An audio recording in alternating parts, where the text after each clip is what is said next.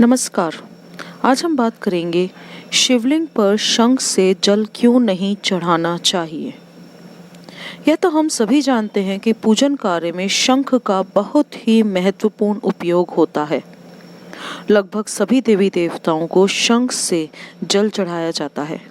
लेकिन क्या आपको पता है शिवलिंग पर शंख से जल नहीं चढ़ाया जाता, यह वर्जित माना गया है। आखिर ऐसा क्यों? इस संबंध में महाशिव पुराण में एक कथा बताई गई है। आज हम उसी कथा की बात करेंगे। शंखचूर्ण नाम का महापराक्रमी दैत्य हुआ। शंखचूर्ण दैत्यराज दंभ का पुत्र था। जब दैत्यराज दंभ को बहुत समय तक कोई संतान उत्पन्न नहीं हुई तो उसने भगवान विष्णु जी के लिए कठिन तपस्या की। तब से प्रसन्न होकर विष्णु जी प्रकट हुए। विष्णु जी ने वर मांगने के लिए कहा। तब दंभ ने तीनों लोकों के लिए अजय एक महापराक्रमी पुत्र का वर मांगा। श्री हरि जी तथास्तु बोलकर अंतर ध्यान हो गए। तब दंभ के यहाँ एक पुत्र का जन्म हुआ जिसका नाम शंखचूर्ण पड़ा। शंखचूर्ण ने पुष्कर में ब्रह्मा जी के निमित्त घोर तपस्या की और उन्हें प्रसन्न कर लिया। ब्रह्मा जी ने जब वर मांगने के लिए कहा तब शंखचूर्ण ने वर मांगा कि वो देवताओं के लिए अजय हो जाएं।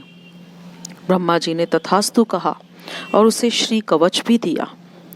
साथ ही ब्रह्मा जी ने शंखचूर्ण को धर्मध्वज की कन्या तुलसी जी से विवाह करने की आज्ञा दी और फिर वे अंतर ध्यान हो गए। ब्रह्मा जी की आज्ञा से तुलसी जी और शंखचूर्ण का विवाह हो गया। ब्रह्मा जी और विष्णु जी के वरदान के मध्य में चूर दैत्यराज शंखचूर्ण ने तीनों लोकों पर स्वामित्व स्थापित किया।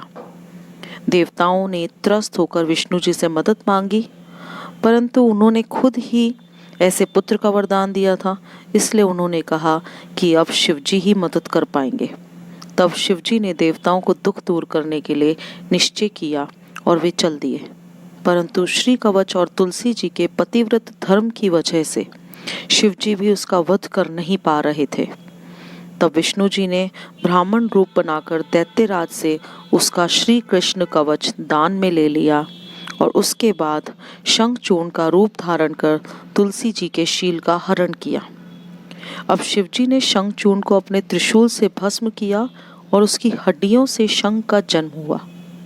चूंकि शंखचूर्ण विष्णु जी का भक्त था, अतः जब भी श्री लक्ष्मी विष्णु जी की पूजा होती है उनको शंख के जल से ही अर्पित किया जाता है और सभी देवी देवताओं को शंख से जल चढ़ाने का विधान है।